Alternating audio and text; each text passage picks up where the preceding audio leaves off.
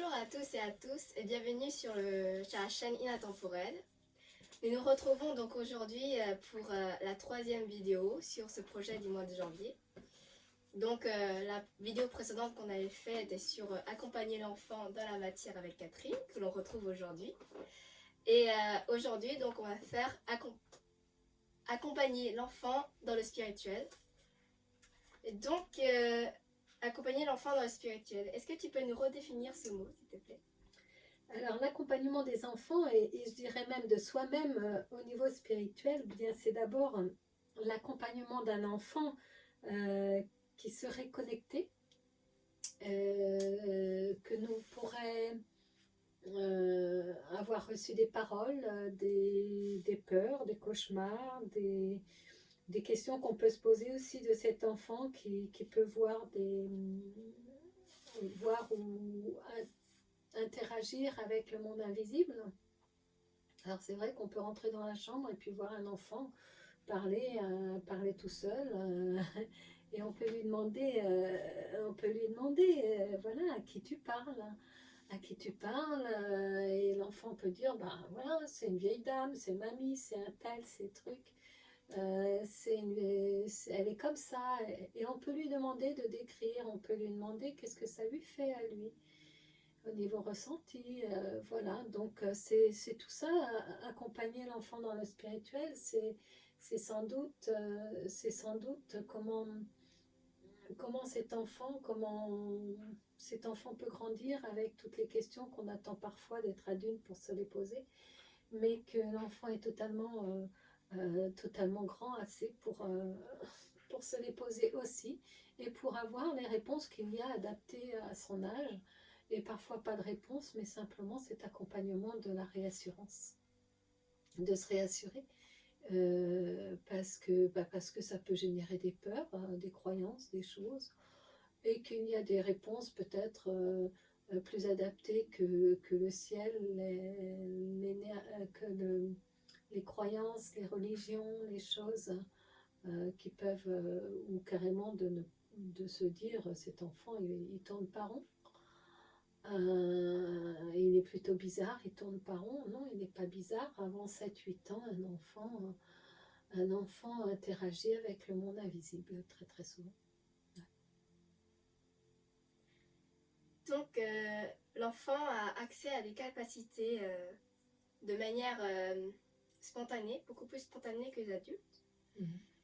Mais il a aussi besoin donc de se créer certaine sécurité parce que il peut en avoir peur. Donc comment avec les parents il peut créer ce cadre de sécurité? C'est vrai qu'un enfant qui interagit avec ce monde invisible autour de lui peut entendre, peut percevoir, peut voir, peut ressentir au niveau intuition le monde invisible autour. C'est propre à chacun. Voilà, on n'est pas tous calés pareil. Mais tout ça doit être pris au sérieux. Enfin, au sérieux, c'est que l'enfant, c'est sérieux pour lui. Et je veux dire, c'est normal pour lui. Alors donc, c'est pas un enfant qui est pas normal, c'est pas tout ça. Il y a vraiment de l'ordre de l'accompagnement, de mettre des mots sur parfois ce qui est extraordinaire, ce qui est complètement impensable peut-être pour les parents. Et c'est d'entendre sans juger. C'est que tous les enfants, oui, sont sensibles au monde qui nous entoure, en fin de compte, tout ce monde invisible qui nous entoure, tout l'environnement. Alors, ils sont sensibles à l'invisible, ils sont sensibles au visible aussi. Ce qu'on ne leur dit pas, nos propres peurs avec cet enfant. Et les énergies qui se trouvent dans ce monde invisible peuvent parfois, oui, l'insécuriser en tout cas. Et nous-mêmes, en tant que parents, nous insécuriser si on n'a pas questionné aussi où on en est au sujet de la mort, de nos énergies, de la spiritualité, c'est quoi pour nous, du sens de la vie, qu'est-ce que c'est que la vie avec un grand V, la vie avec un petit V, La vie terrestre, donc, avec ce petit V, et puis la vie en général, la vie du vivant, de tout le vivant, de toute l'énergie qui crée le vivant, euh, avec ce grand V. Donc, il n'a pas besoin d'être aidé, soutenu, il a juste besoin d'être accompagné. Je fais la différence entre l'aide, le soutien et l'accompagnement. Et ça, pour que ce soit clair, que ce soit pour les tout petits ou pour les adultes, c'est que l'accompagnement, c'est faire avec, c'est lui tendre la main, c'est le laisser avec sa puissance aussi, avec son pouvoir de décision, avec son libre arbitre, ses choix qu'il fait. Être accompagner quelqu'un, c'est avec compassion et amour. Alors compassion sans pitié, hein, parce que c'est pas du tout la compassion définition pitié comme on peut l'avoir dans certaines religions.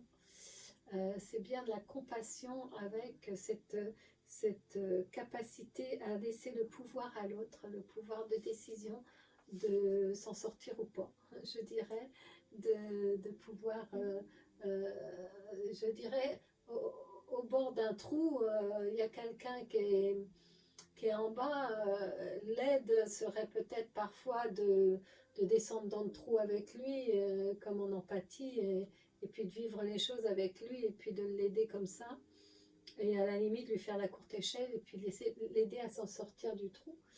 Peut-être que la compassion c'est autre chose, c'est carrément lui tendre la main, d'accord, ou quand la main n'est pas assez puissante, c'est peut-être de lui donner les outils, ça veut dire une corde, ça veut dire on attache une corde, on lui la donne et puis il grimpe. Voilà, c'est comme ça que je peux peut-être visualiser moi ce que c'est que la compassion par rapport à une empathie ou une forte empathie qui ferait faire à la place d'eux ou aider ou être dans le soutien qui, vous voyez, le geste de soutenir, c'est ça. Ce geste de soutenir qui n'est pas, je veux dire, de quelle place on se mettrait pour soutenir. Voilà, donc c'est bien de redéfinir ce qu'est la compassion et l'amour. Alors l'amour avec un grand A, bien sûr. Hein. Alors la compassion, moi, quand je parle compassion, vers moi, c'est vers moi et vers l'humanité aussi. D'accord? Compassion envers soi-même. Ce qui crée notre capacité de résilience aussi. Hein. C'est un pouvoir qu'on redonne à l'autre aussi et à soi. Hein. C'est son pouvoir de création et de libre arbitre. Donc, je crois que la compassion, c'est que quand on voit quelqu'un et qu'on souhaite l'accompagner, enfin, ce qu'on pourrait dire aider, mais c'est accompagner, c'est peut-être croire fermement en ses capacités de rebondir. Croire fermement en ses capacités de trouver des solutions, de créer ses solutions. Alors on peut le questionner là-dessus, mais ce n'est pas nos solutions, c'est les siennes, parce que c'est les seules qui sont valables. C'est de se mettre en chemin de résilience en fin de compte. Nous ne faisons pas la place, nous l'accompagnons, nous lui permettons de se penser capable de s'en sortir. Et moi je trouve que c'est une belle définition. Enfin, la compassion est un mot que j'ai mis du temps à comprendre. Et que je pense que nos enfants ont tout bénéfice à ce qu'on leur apprenne ce que c'est pour les autres et pour eux-mêmes, mais aussi en tout bénéfice à ce qu'on fasse comme ça pour eux aussi. À les accompagner avec compassion et pas avec une forte empathie à avoir peur pour eux. L'amour avec un grand A, ce qu'on appelle l'amour inconditionnel pour moi, puisque l'amour à petit a serait l'amour à attachement, l'amour avec condition, qu'on trouve beaucoup hein, dans les couples, dans les familles, partout, et qui ne crée pas une relation très très saine, à vrai dire, à ce niveau-là. L'amour avec un grand A, c'est l'amour sans condition, c'est l'amour qui est de la puissance de vie, qui est la puissance de création. C'est l'amour de l'origine de la vie, c'est l'amour de l'origine, moi je pourrais dire au niveau spirituel, c'est de l'amour spirituel, hein, bien sûr. Donc c'est l'amour de l'origine de notre vie, de nos vies, avec un grand V, et qui constitue et qui habite notre âme, notre esprit. On peut l'appeler âme ou esprit selon les gens. Je peux dire que l'amour inconditionnel, c'est pour tout le vivant. Parce que les arbres sont solidaires entre eux dans une forêt, parce que les animaux sont solidaires aussi, parce que si vous avez eu des chiens ou si vous avez des chiens, vous pouvez voir ce que c'est que l'amour inconditionnel. Même chez le tout petit enfant, c'est que peu importe ce qu'on lui fait, il aime ses parents, même quand les parents ne sont pas suffisants ou sont dans leur souffrance et incapacité. Il aime parce que, parce que tout petit, un bébé, un enfant, est dans de l'amour inconditionnel. L'animal, le chien par exemple, que je connais bien, est aussi lui-même dans l'amour inconditionnel. Quand il n'est pas géré par ses peurs, bien sûr, et par ses émotions. Mais de toute façon, il est dans de l'amour inconditionnel. Voilà, qu'est-ce que je pourrais dire sur l'amour avec un grand A. C'est notre pouvoir suprême. Alors voilà, c'est toute l'humanité est gérée par cet amour et a été créée par cet amour inconditionnel, tout le vivant. C'est notre puissance intérieure, je pourrais dire. C'est notre flamme, c'est notre feu, c'est notre pouvoir suprême dans le sens création. Voilà. Tu parles donc de l'amour inconditionnel, alors avec un grand A. Est-ce que tu peux nous réexpliquer pour que les gens puissent faire la différence entre l'amour avec un grand A et l'amour avec un petit A si on veut, mais l'amour terrestre, est-ce que tu peux redéfinir ça? Oui, parce que là aussi, cette compréhension est pas toujours évident à faire. Enfin, moi, j'ai mis aussi un peu de temps à comprendre toutes ces différences. Parce qu'en France, on a ce même mot qui, en fin de compte, ne signifie pas les mêmes choses. Ou en tout cas, ça ne se met pas en pratique de la même façon. Et ce n'est pas aussi sain, enfin, pour nous-mêmes et pour l'autre dans la relation. Alors l'amour avec un petit A, c'est un amour à condition. Ça veut dire à condition, c'est avec de l'attachement. Alors ouais, c'est vrai qu'on aime, on a voulu, donc voilà, c'est notre enfance, c'est notre truc, c'est notre bien, c'est notre voiture, c'est notre chien aussi. Enfin voilà, tout est à nous, ou pas à nous, et si c'est pas à nous, on aimerait bien que ce soit à nous. Parce qu'on aime beaucoup. Voilà, l'amour, serait aimer, avoir, posséder peut-être. C'est plus lié à la matière, aux objets aussi, aux biens. À l'argent, notre rapport à l'argent, à l'héritage aussi, hein, dans les familles, on peut le voir, hein, comment c'est un peu lié lors de décès, lors de périodes de deuil, comment ça se joue au niveau de l'héritage. C'est plus une personne, c'est plus la recherche de l'amour de la personne, mais à travers l'héritage, on essaie toujours de rattraper l'attachement de nos parents ou ce qu'on n'a pas eu et ce qu'on peut avoir en argent en ces cas-là. C'est ce qu'on fait ou ce qu'on ne fait pas, c'est toutes les injonctions parentales. Alors c'est vrai que c'est là où la relation est quand même très très biaisée. C'est qu'on te demande de sois beau et tais-toi sois belle et tais-toi et puis on t'aimera beaucoup. Ou bien tu es méchant, sois gentil et ça ira bien. Ou si tu es méchant, ça ira pas. On le voit au niveau du Père Noël. Si tu es méchant, tu n'as pas de cadeaux. Si tu es gentil, tu as des cadeaux. Ça aussi, on ne peut pas dire que ce soit très ok dans la relation.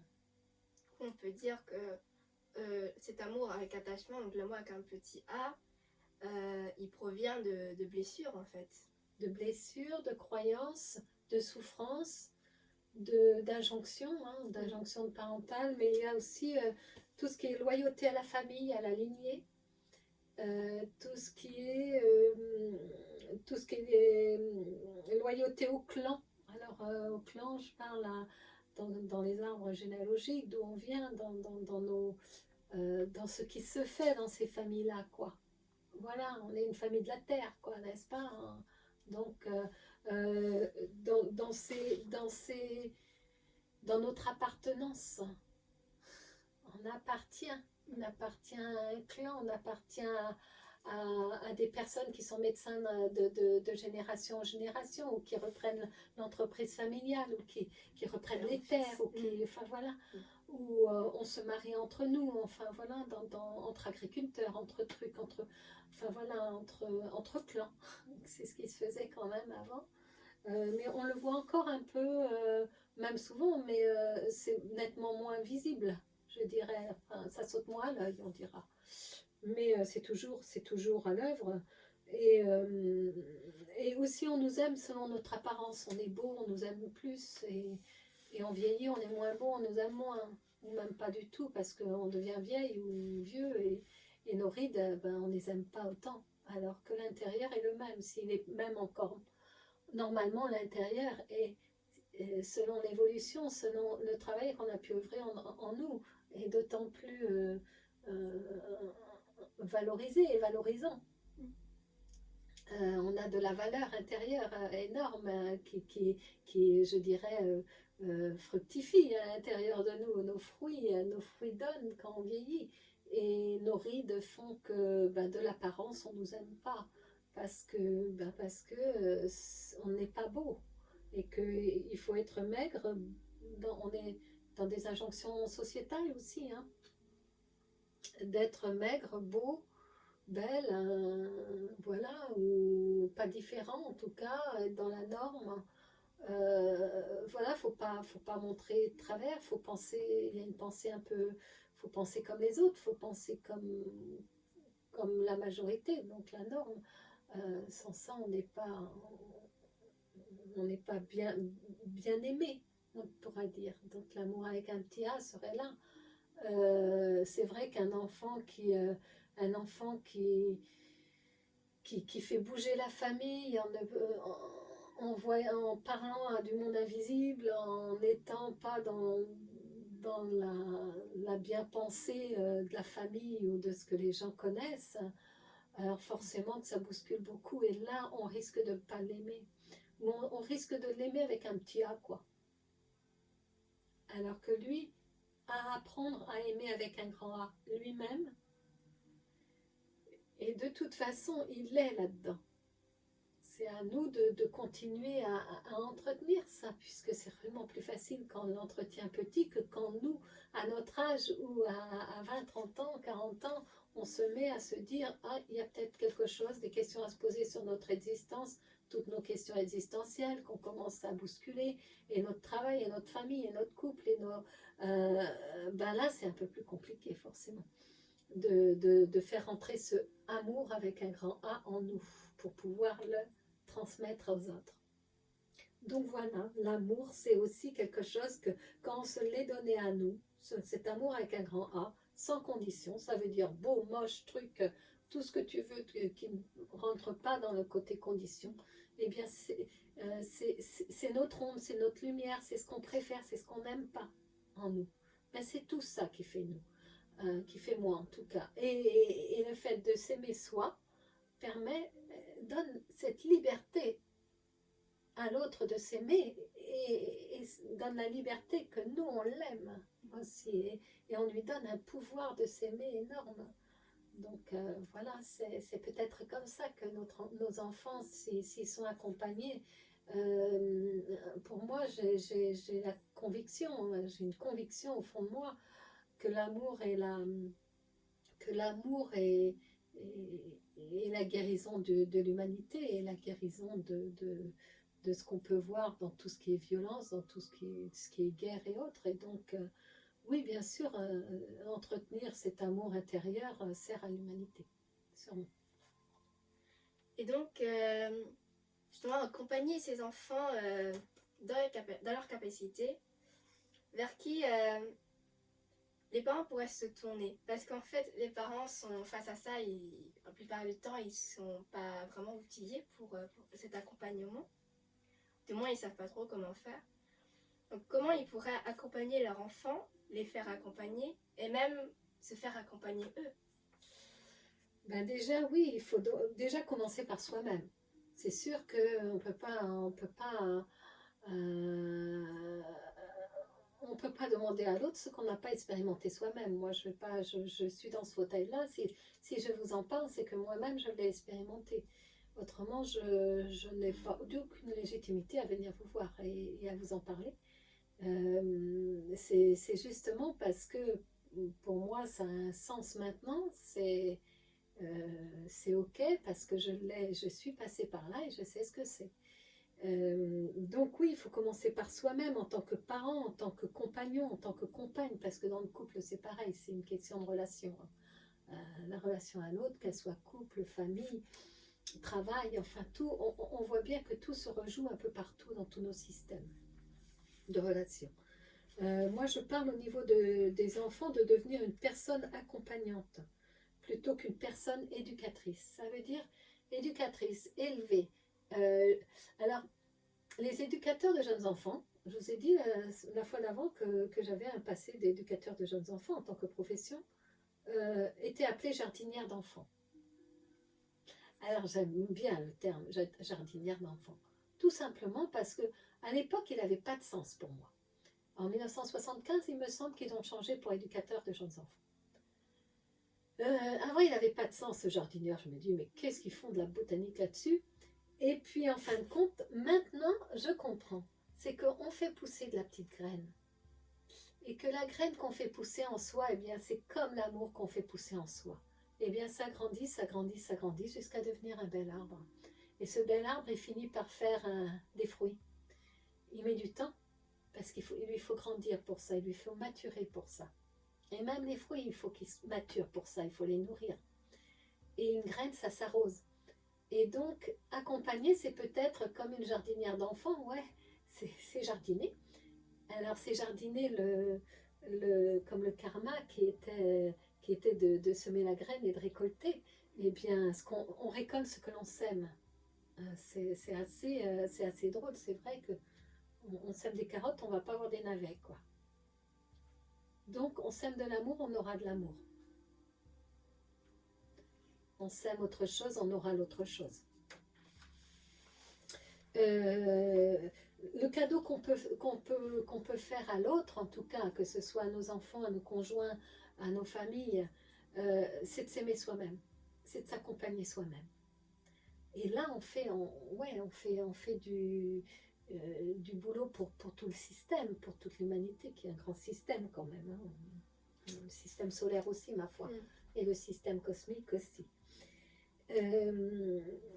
Donc, l'autre ne peut aimer que si on passe par nous-mêmes, que si on l'expérimente sur nous. Sans ça, ce sera de la condition, avec un petit A. Ce qu'on fait, on répare les blessures en étant avec l'autre. On choisit notre conjoint, et les enfants, souvent, quand ils nous ont choisis, c'est pour réparer des trucs, c'est pour nous faire avancer sur certaines choses. Donc, on tape sur de la blessure, on tape sur de la souffrance, sur ce qui fait... ce qui n'est pas très agréable, à vrai dire. Mais c'est justement en travaillant tout ça que l'on peut accompagner l'autre. Si on travaille sur nos propres blessures, on s'accompagne soi-même et on accompagne l'autre. Et pour ça, bah oui, il y a des aides possibles, il y a des possibilités aussi à commencer seul.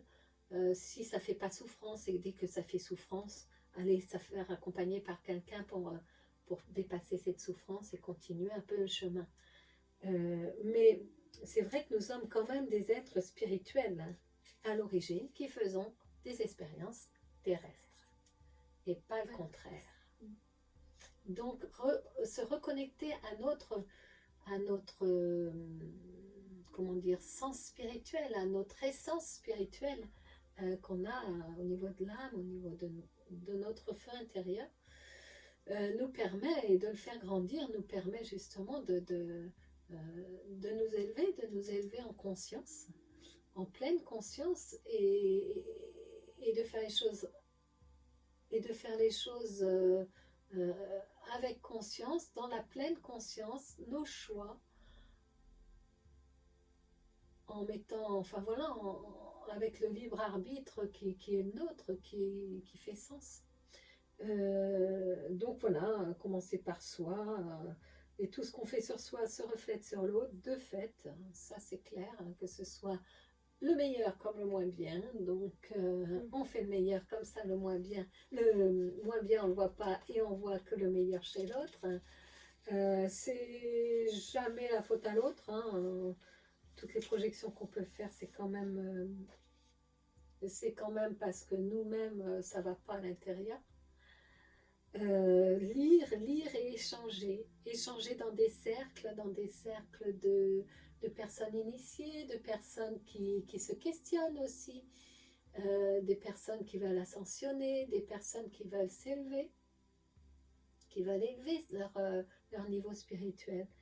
Moi, je ne parle pas de croyance, hein, là. C'est pas de se mettre dans trucs avec un gourou ou autre. Non, notre seul gourou, c'est nous-mêmes, hein, d'accord? Et je dirais, soyons sympas avec nous, on évitera d'en faire un gourou. Hein. C'est comme Sarael qui disait tu es le problème autant que la solution. Oui, tout à fait. Donc il faut vraiment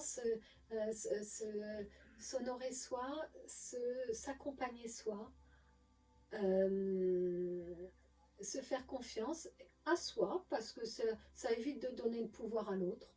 Parce qu'on reprend le pouvoir qu'on a nous-mêmes sur la création et comment on peut créer notre vie et ne pas le laisser à d'autres, voilà, d'où le côté religion, gourou ou autre, on n'en est pas là, quoi. C'est pas ça la spiritualité.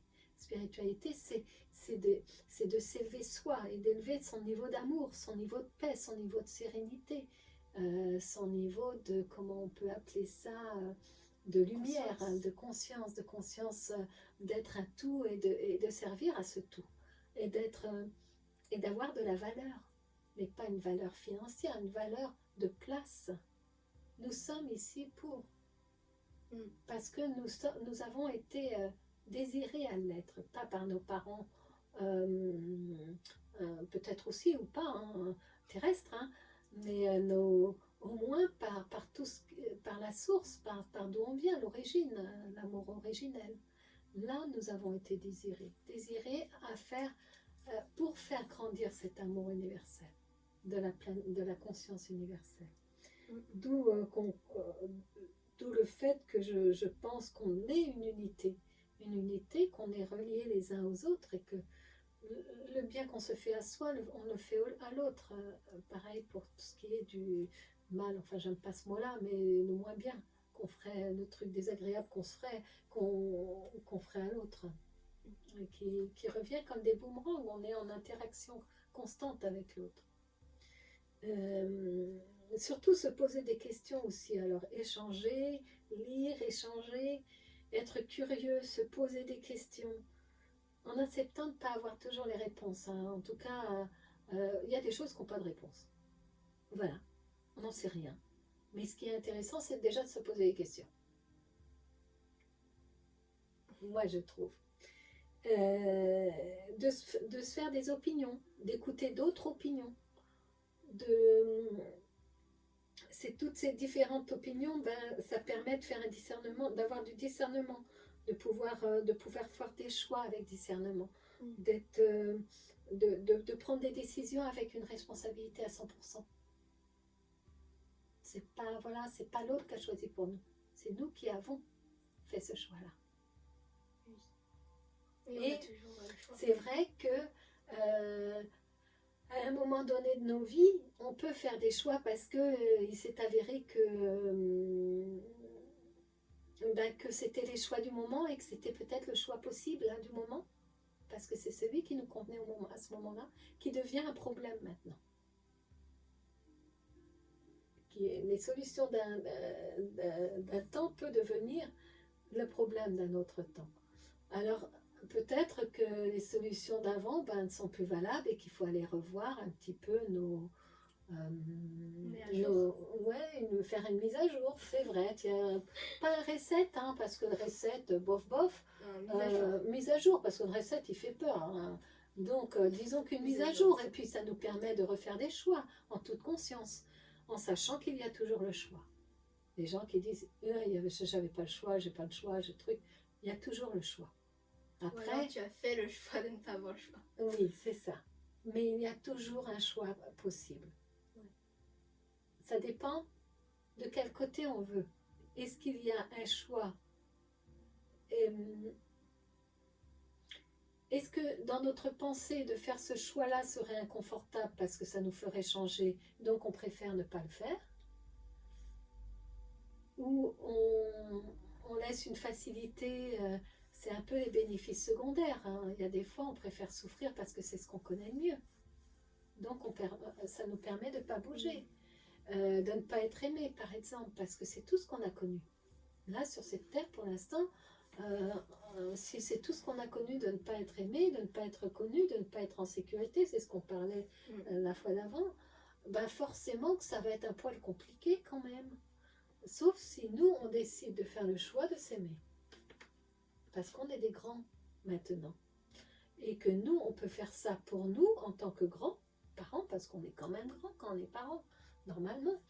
Et si on n'est pas encore assez grand, ben en ces cas-là, on va voir notre enfant intérieur et puis on le nourrit, cet enfant intérieur, on l'accompagne, comme si c'était un enfant extérieur.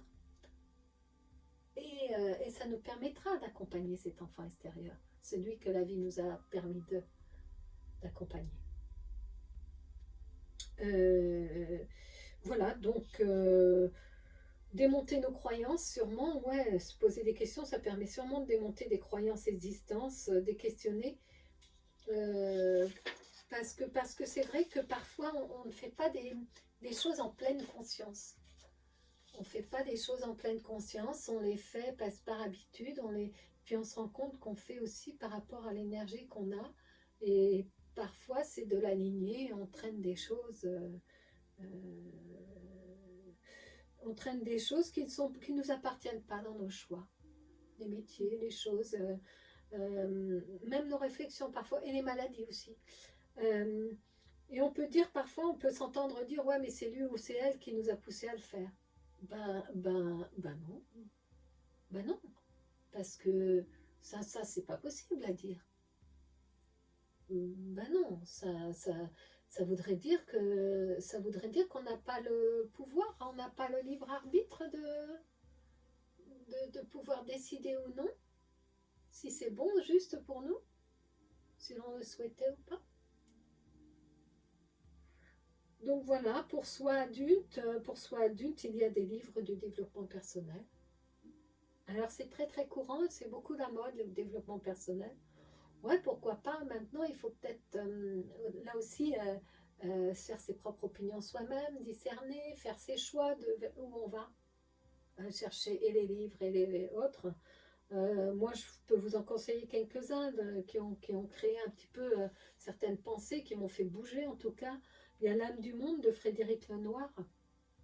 Il y a les livres sur les expériences de mort imminente et sur les chaînes, sur les choses extraordinaires sur la chaîne INRES et INREES et le magazine Inexploré de Stéphane Alix, qui est journaliste, écrivain et réalisateur. Et il y a aussi le livre sur l'énergie et les libérations de l'énergie,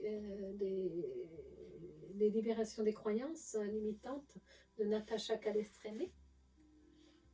Il y a le livre, j'aime bien ce livre, enfin il a écrit plusieurs livres, le docteur Jean-Jacques Charbonnier, il est anesthésiste réanimateur au CHU de Toulouse, encore en pratique je crois, il me semble, ouais. Et il est aussi expert au niveau de tout ce qui est mort imminente, de la vie après la vie, enfin voilà, d'où on va, d'où on vient. Enfin voilà, de ces questionnements-là. Et il a un livre qui est assez intéressant parce qu'il est praticable par tout le monde, les enfants, les adultes, et il nous permet d'en parler aux enfants. C'est la mort expliquée aux enfants, mais aussi aux parents. Alors ça se cause à tout le monde. Vous l'expliquez aux enfants et ça vous cause à vous. Et puis ça permet d'ouvrir un petit peu le dialogue à ce niveau-là sur la mort, d'où on va, d'où on vient, sur le monde invisible, sur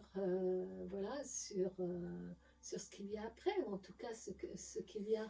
Il n'y a peut-être pas de réponse, mais en tout cas il y a des questions à se poser. Et peut-être aussi des éventualités sur ce qu'est le rêve. Il y a aussi le fait que parler de l'amour est essentiel pour moi, tout comme parler de la naissance. On parle à un enfant de sa naissance, on peut aussi parler de la mort. Ça fait partie de la vie. Les émotions que cela amène en chacun de nous. Voilà, si nous, ça nous fait peur, c'est sûr qu'on risque de transmettre nos peurs. Si, et c'est normal que la mort fait peur. C'est de l'inconnu, c'est de la séparation, enfin, c'est quand même pas très confortable cette affaire. Donc, c'est tout ça est à parler. Déjà, qu'est-ce que c'est que la séparation pour nous? Qu'est-ce que c'est que l'attachement pour nous? Parce que c'est un détachement, la séparation. Et ça crée quand même de grosses blessures. Enfin, ça rappelle de l'abandon, du rejet, enfin, toutes ces choses-là. Il y a aussi la médiumnité spirituelle qui m'a beaucoup aidée parce que, écrit par Betty Tutris et Virginie Simard, qui sont mes deux formatrices en psycho-énergétique et en psychogénérationnel. Ce sont des outils fort utiles quand on se questionne au niveau des croyances et de la spiritualité. Ça m'a beaucoup aidé, en tout cas moi ça m'aide à accompagner les gens. Il y a aussi tous les travaux de Thomas Dansembourg sur la communication dans Cessez d'être gentil, soyez vrai. Alors il y a pas mal sur YouTube de conférences, il en a fait pas mal qui sont extraits, et puis il est plutôt comique comme gars, j'adore l'entendre. Il y a les ouvrages de Don Miguel Ruiz, que j'avais parlé la dernière fois, qui est l'auteur des 5 accords Toltec. Les 5 accords Toltec, c'est comment bien communiquer avec soi-même, quelque part, et donc avec l'autre. Ce qui est plutôt juste comme communication. Et il est aussi auteur de l'acteur de votre vie. C'est un livre sur l'authenticité. Et là, l'amour y est pensé, réfléchi, c'est plutôt un livre agréable et facile à lire et sympa. Ce sont des valeurs sûres. Les ouvrages du docteur Deepak Chopra aussi, qui est l'auteur des 7 lois spirituelles du succès, des synchronicités aussi, des coïncidences, ce qu'on appelle les coïncidences, et qui ont tout le long du chemin de spiritualité m'ont accompagné. À chaque fois que j'écoute les 7 lois spirituelles du succès, à chaque fois, il y a des choses qui se dénouent. C'est impressionnant comment, je crois que toute sa vie, c'est quelque chose qui doit nous causer, cette affaire-là. Au début, j'y comprenais rien. Et puis petit à petit, ça nous cause. Comme rien est impermanent, comme rien est impermanent, comme tout est impermanence, je veux dire, nous en tant qu'être, on ne cesse d'évoluer et c'est comme un livre que je lirai aujourd'hui, un livre que je lirai dans 5 ans, ou même dans 1 an, ce sera différent. C'est ça. C'est pareil pour quand on écoute, quand on lit ce genre de livre. Oui. Ah ouais, c'est comme les accords Toltec, comme les 7 lois spirituelles du succès. À chaque fois, en fin de compte, ça nous cause au moment où on est. ça nous cause au moment dans ce qu'on est, dans notre évolution. Et ça, c'est super. Ça débloque les verrous, ça ouvre une compréhension, une prise de conscience à chaque fois différente. Alors pour l'enfant, excusez-moi, pour l'adulte et l'enfant, parce que pour moi je considère que ce qu'on fait pour l'enfant, on fait aussi pour l'enfant intérieur à l'intérieur de nous, parce qu'on a tous été des enfants, et que la joie qui est le moteur de l'enfant, la joie et l'amour inconditionnel sont la joie de l'enfant. Nous on peut la retrouver en nous aussi en étant en interaction avec l'enfant.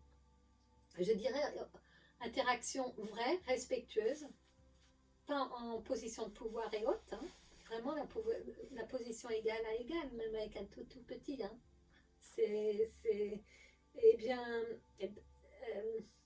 Échanger à partir de contes. Les contes sont des écrits. Alors, Jacques Salomé, on a écrit des très bien qui sont sympathiques à lire parce qu'il y a plusieurs livres sur les contes à s'aimer, contes à aimer. Ils sont une approche intéressante, tout comme les dessins animés.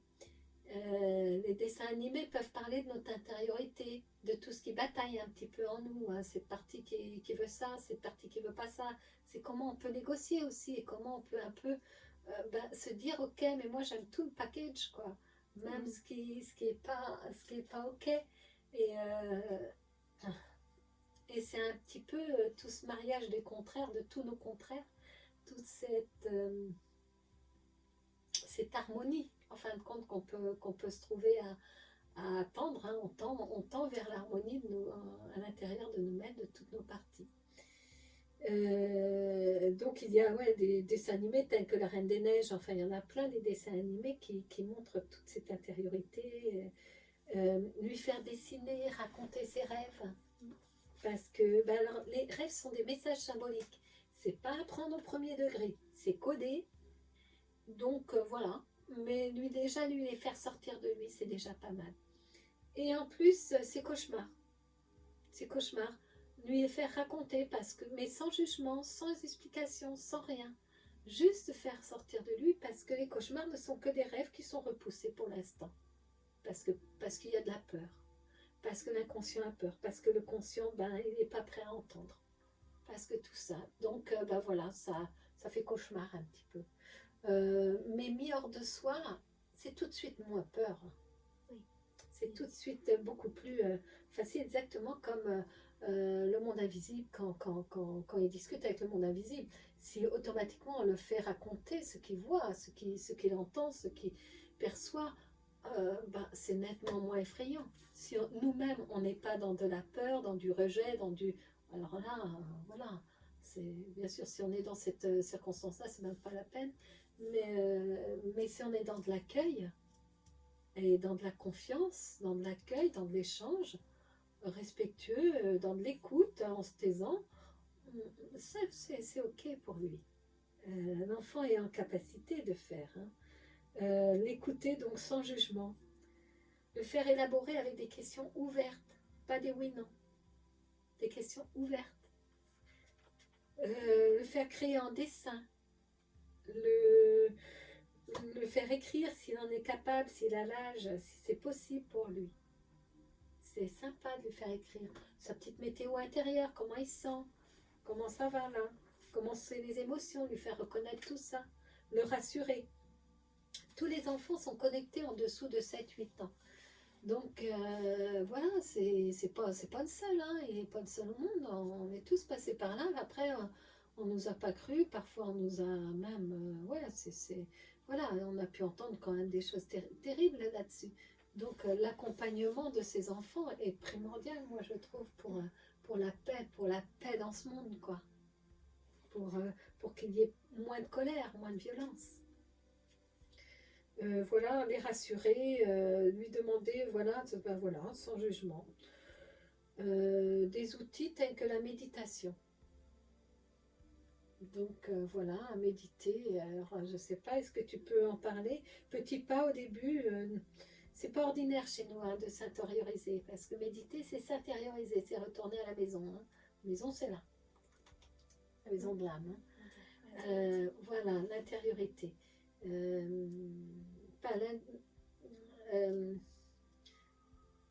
Ce n'est pas être égoïste que de faire ça, de penser à soi en premier, de s'intérioriser. C'est simplement parce qu'on ne peut penser à l'autre, on ne peut partager, on ne peut être en relation avec l'autre de manière saine que si nous-mêmes nous entretenons une relation saine avec notre intérieur.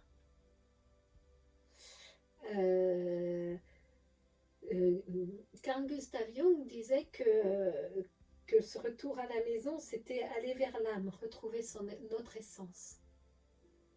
Alors notre essence est notre sens à la vie, mais à la vie avec un grand V1, mais à la vie avec la petit V aussi, parce que nos expériences qu'on fait sur cette vie terrestre, là, de petit V, c'est la vie terrestre, le grand V, c'est la vie d'énergie, hein, qui nous attend après, qui nous était avant, qui nous attend après. C'est la puissance de vie qu'on retrouve à être ensemble après et avant. Hein. Il y a un très très chouette film, c'est Soul, le dessin animé, qui est sympathique quand même. C'est pas mal. Qui a été fait par les réalisateurs de Vice Versa. Ouais, c'est ça, par les réalisateurs de Vice Versa, qui parlaient d'émotions et de ce qui fait toutes les parties chez nous, hein, qui sont pas en accord toujours. Et la soul, ça fait partie, ça parle de l'incarnation. Donc, on en est dedans, quoi. L'incarnation, c'est notre venue à cette vie terrestre. Enfin, terrestre, on va dire terrestre, pour faire simple. Ouais. Donc voilà, c'est lui expliquer très tôt ce qu'est la matière aussi. Là, on est matière, c'est notre corps, c'est de la matière. Le fauteuil est matière, enfin voilà, tout ce qu'on touche là est matière. Tout ce qu'on C'est voit notre aussi, réalité en fait, c'est la tout ce réalité qu'on voit. de ce monde, Voilà, de ce que cette l'on voit, dimension. ce que l'on voit dans cette dimension-là, c'est de la matière. Après, il y a ce que l'on ne voit pas. C'est pas parce qu'on ne voit pas qu'il n'existe pas. Donc, le monde invisible, on ne le voit pas, mais c'est pas parce qu'on ne le voit pas qu'il n'existe pas. Alors là, vous voyez tous les meubles qu'il y a autour de nous, et puis vous ne voyez pas ce qui existe, le monde invisible qu'il y a autour de nous. Donc voilà, lui apprendre à s'intérioriser, aller vers son intérieur, fermer ses petits volets là, et puis il est temps d'aller à l'intérieur, et puis d'aller voir comment ça se passe à l'intérieur. Est-ce que c'est en colère? Est-ce que c'est chouette? Est-ce que c'est comment? Quelle couleur c'est? Enfin voilà, lui faire parler de tous ses sens, mais vers l'intérieur.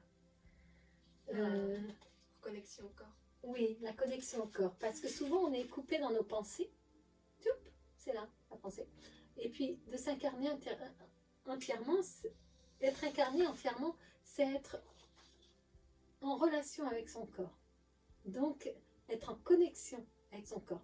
Et notre corps, il a des infos, il nous donne des infos. Il nous donne plein d'infos. Des avertissements déjà. Mais aussi, la pensée peut mentir, pas le corps. Le corps ne ment jamais. Et puis, savoir que le corps, on a un grand besoin de prendre soin de lui. Et de prendre soin de lui avec de la parole. De prendre soin de lui avec des bonnes pensées. Enfin, bonnes pensées, des pensées sympas envers nous-mêmes. Parce que ce qui ne se dit pas, tous les non-dits, toutes les choses, toutes les difficultés, eh bien, ça s'imprime dans le corps. Quand ça s'imprime dans le corps, ça fait des blocages. Quand ça fait des blocages, ça fait mal. Ça crée de la douleur. Et parfois, cette douleur, c'est du symptôme, ça crée de la maladie. Parce que le mal, il a dit. Et il a besoin de dire. Il a besoin de dire des paroles. On est doué de langage, on a cette chance. Langage corporel.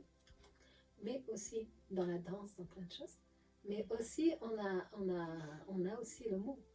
Donc, voilà. Et l'énergie, et le mot, c'est de l'énergie. Ça veut dire que si on donne des mots, si on dit des mots, et si l'enfant entend des mots, si lui-même dit des mots qui ne sont pas d'une belle énergie, si on parle de violence, de bataille, de trucs, de dualité, de rapport de compétition à l'autre, de meilleur que, de dévalorisation pour l'autre et autres, tous ces mots ont une énergie très basse. Ça ne fait pas monter notre taux vibratoire. Là, ni celui de l'autre, hélas. Ni son estime de soi. Et sa confiance en lui. Donc, les mots ont une énergie. Les mots d'amour ont une énergie. Et ils remplissent le cœur. Mais pas que le cœur. C'est que cette énergie fait... comment dire? C'est comme s'il mettait de la brindille, des brindilles sur notre petit feu à l'intérieur de nous. Il est tout petit le feu. C'est comme si on alimentait du feu, de façon à ce que ce feu puisse prendre consistance, puisse prendre un peu plus d'espace dans ce cœur et chauffer l'âme. Je pourrais le dire comme ça si j'avais une image. Voilà, donc méditer en pleine conscience, ouais. Voilà, peut-être quelque chose à faire avec les enfants qui est intéressant, c'est de manger en pleine conscience. Alors manger en pleine conscience, c'est très drôle. Les enfants, ils aiment bien, vous prenez une mandarine, un bout de chocolat ou n'importe quoi, enfin, ce que vous voulez, vous pouvez changer. Et puis le faire regarder ce morceau-là, prendre le temps, le faire regarder. le faire toucher en pleine conscience et mettre des mots sur qu'est-ce que ça fait, qu'est-ce que ça fait en lui, qu'est-ce que c'est, le faire sentir avec le nez, qu'est-ce que ça lui fait, qu'est-ce que ça lui rappelle, qu'est-ce que ça lui fait, qu'est-ce que c'est, lui faire écouter avec l'oreille, le faire juste voir, mais différemment que d'habitude, juste en pleine conscience, en étant que ce morceau de chocolat, de fruits ou je ne sais de quoi, une amande ou je ne sais pas quoi, ce qu'il a là, c'est un trésor. Le faire regarder comme étant un trésor. Et toutes ces sensations-là, tous ces ressentis, tout ce qui passe par le corps, par tous les sens, eh bien ça permet de... C'est un état méditatif, hein, ça permet de se concentrer sur le moment présent, ce que l'on vit et ce que l'on est en train de faire. Et après on le goûte, parce qu'il y a le goût, pardon. On mange le chocolat, on ne le regarde pas comme ça, on finit par le goûter. Mais on le goûte, mais pas pour l'avaler. On le goûte et là, on lui met de la salive. Et après, on le croque, mais on y met du temps. Du temps, ça veut dire peut-être 1 minute, peut-être 2 minutes. Mais en tout cas, on y met du temps, de l'intention et de l'attention. Et c'est ça, en fin de compte, la pleine conscience. C'est de l'intention et de l'attention à ce que l'on fait, à ce que l'on vit, à ce que l'on ressent. La conscience du corps par la danse, je l'ai dit tout de suite, par le yoga du rire, en faisant entrer la joie, la danse avec des mouvements rapides, des mouvements lents, mais en tout cas faire bouger son corps, mais en toute conscience. Il est incarné, et on a les pieds sur terre, dans le sol, et on est relié au ciel, enfin au ciel Père et à la terre Mère. Et nous sommes cette antenne verticale là, qui se nourrit d'énergie et puis qui fait passer l'énergie de l'un à l'autre. Donc voilà, d'autres petites astuces peut-être, faire toucher la matière en pleine conscience, ça veut dire l'argile, l'eau, le sable, marcher pieds nus, le papier froissé, marcher sur du papier à bulles. Non, mais sur de la toile émerie, sur des choses, voilà, il y a plein de choses et de possibles. C'est ça la créativité, c'est trouver quoi, et c'est des choses qu'on n'achète pas. Hein. On fait un trou dans la terre, on met dedans. Hein. Je veux dire, quand on crée, c'est infini, parce que la création n'a pas de limite en fait. C'est ça. Si elle a des limites, en tout cas, elle a celles nous on se donne, mais ou qu'on lui donne. Mais la créativité dans le mot créer original, je veux dire, elle n'a pas de limite. On crée de rien. On crée à partir de rien. Comme danser, on peut danser sans savoir danser. Ce n'est pas une question de technique. La technique, c'est un métier. La technique, c'est pour se perfectionner. La technique, c'est pour se montrer à l'autre. C'est peut-être aussi pour nourrir notre ego. La technique, elle est en un deuxième temps. Mais danser et faire de la musique, c'est sans technique. C'est bouger, c'est regarder, c'est écouter, c'est en parler. C'est, je veux dire, écrire, c'est pareil. On n'est pas écrivain. Enfin, je veux dire, au tout début qu'on écrit. Mais ça ne nous empêche pas d'écrire nos émotions sur une feuille. Dessiner, ça ne nous empêche pas de dessiner. Et c'est les premiers dessins, c'est pas qu'ils soient très beaux, et peut-être parfois ils ne seront jamais superbes. Dans le sens de ce qu'on peut entendre superbe dans notre société, qui est très subjectif à chacun, ma foi. Il faut voir l'art, hein, c'est quand même très subjectif à chacun. Mais c'est pas fait pour être critiqué par d'autres, c'est juste fait pour être déposé. Vécu, déposé, expérimenté. C'est tout. Ça sert qu'à ça. Donc voilà, les quelques minutes de méditation par jour peuvent être faites par plein de méthodes. On promène son chien, on- c'est plein de méthodes que vous pouvez créer 3 minutes par jour, du moment que ce soit la régularité, tous les jours, tous les matins et soirs si possible. Parce qu'en fin de compte, c'est la régularité qui permet une réassurance du cerveau, de la pensée, de l'inconscient, que c'est possible de s'intérioriser et que c'est OK. Et que c'est bon pour nous aussi. Et petit à petit, ces minutes vont être un besoin et ces minutes vont devenir d'autres minutes parce que ça va vraiment devenir un besoin. Le plus dur, c'est le début, c'est comme tout apprentissage. Voilà. Justement, tu parlais de création. On a parlé aussi au début des capacités, l'enfant, de tout ça. C'est que déjà, je pense à redéfinir l'enfant, mais avec ses capacités, bien sûr, les parents l'accompagnent, ils s'accompagnent. Mais je pense que ce qui est important, c'est lui comment je pourrais dire ça, dans le cadre qu'il apprenne à dire non parfois, parce que tous les aides qu'il peut voir, qu'il peut sentir, entendre, enfin voilà, ça veut dire la nuit je dors, quand je suis à l'école, je suis à l'école, ou encore aussi l'enfant, il a une enfance à vivre, quoi, il a une vie à vivre, Ouais. donc voilà. Sûrement que dire très tôt à l'enfant que c'est à lui de commander, c'est lui le maître.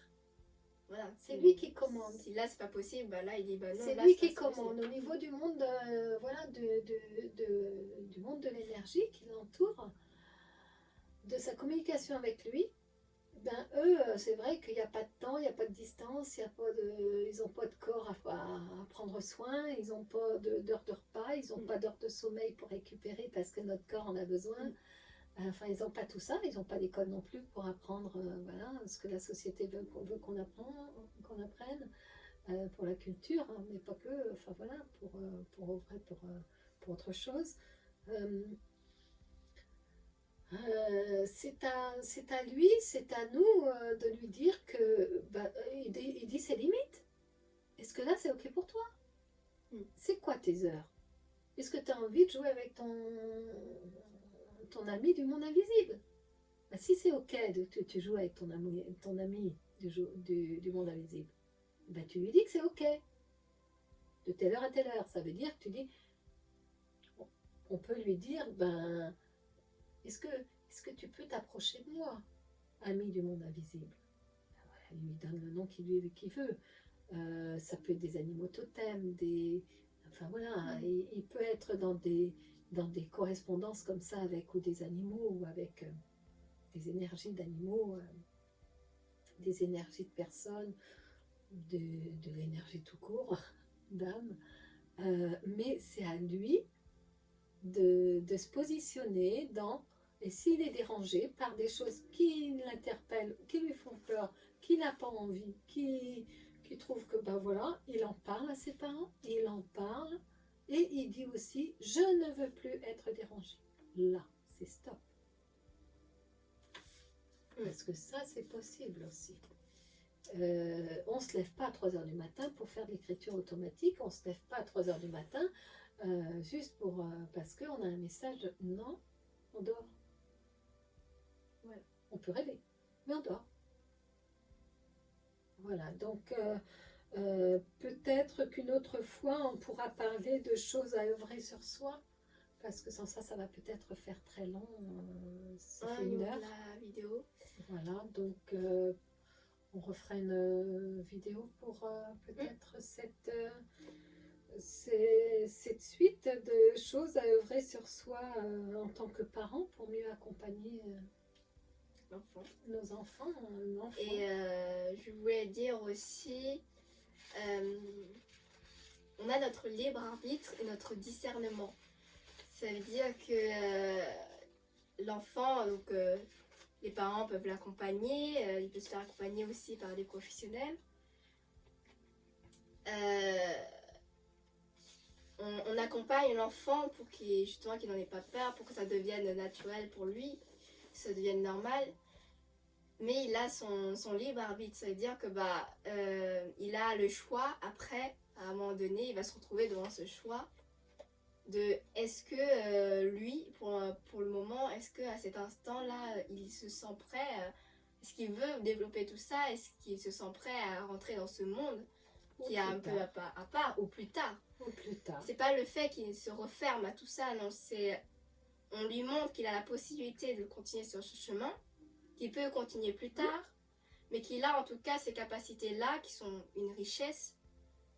Et donc lui, c'est se demander à un moment donné, est-ce que moi j'ai envie de développer tout ça? Est-ce que j'ai envie de continuer tout ça? C'est-à-dire de vivre ma vie de jeune, d'enfant, bientôt d'ado, et de continuer sur ce chemin en fait, par rapport à ce qu'il sent lui au fond de lui.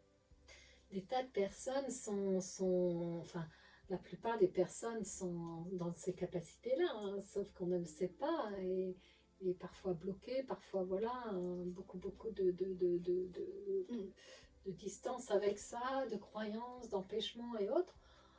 Après, rien n'empêche à un moment donné de sa vie de s'ouvrir à ce type de communication, de développement en soi, de connaissance de soi, d'élévation, d'ascensionner, enfin voilà, d'élévation en spiritualité.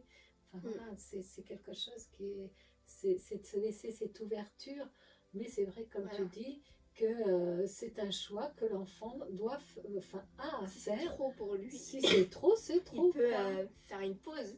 Bien sûr. Il peut faire une pause et puis se dire peut-être plus tard, si à un moment donné je sens que je suis prêt, si à un moment donné je sens que c'est le moment, que j'ai quelque chose à y faire, que enfin voilà, en tout cas et il reprendra, mais enfin c'est vraiment d'avoir conscience de cette richesse, de ses capacités, de faire tout ça avec présence, avec conscience, mais aussi de savoir qu'on a notre libre arbitre. Oui, et que les parents devraient sur eux, voilà, peut-être qu'on le fera sur une autre vidéo de ce que c'est qu'œuvrer sur soi en tant que parent, pour mieux les accompagner, pour mieux s'accompagner soi-même, accompagner l'autre et l'enfant notamment. Et voilà, et je veux dire, il n'y a pas de temps non plus. Il n'y a pas de temps, qu'on soit petit, qu'on soit grand. C'est de l'ordre du possible. Voilà. Tu as quelque chose à ajouter pour cette première partie? Pour cette première partie de la troisième partie. Voilà, de la 3/3. C'est ça. Donc, merci à vous en tout cas d'avoir regardé jusqu'au bout la vidéo. Donc on a fait cette première partie et on continuera la semaine prochaine, ou en tout cas en cours de semaine, la deuxième partie, afin de terminer et développer sur tout ce sujet-là, d'accompagner l'enfant dans le spirituel. Et je vous remercie pour votre attention, d'avoir regardé cette vidéo jusqu'au bout. Merci beaucoup. Merci bien. Voilà. Je transmets donc toujours mes messages sur le blog, donc n'hésitez pas à y aller. Parce que je peux avoir des messages canalisés, mais comme on est en plein projet de ce mois de janvier, là, donc je vais peut-être pas mettre une vidéo tout de suite pour ces messages. En tout cas, ce sera au mois de février. Donc merci à vous, merci à toi Catherine pour ce temps merci beaucoup. Plein de richesse et de partage. Et je vous souhaite une merveilleuse et douce semaine et on se retrouve dans la prochaine vidéo. Voilà. Merci.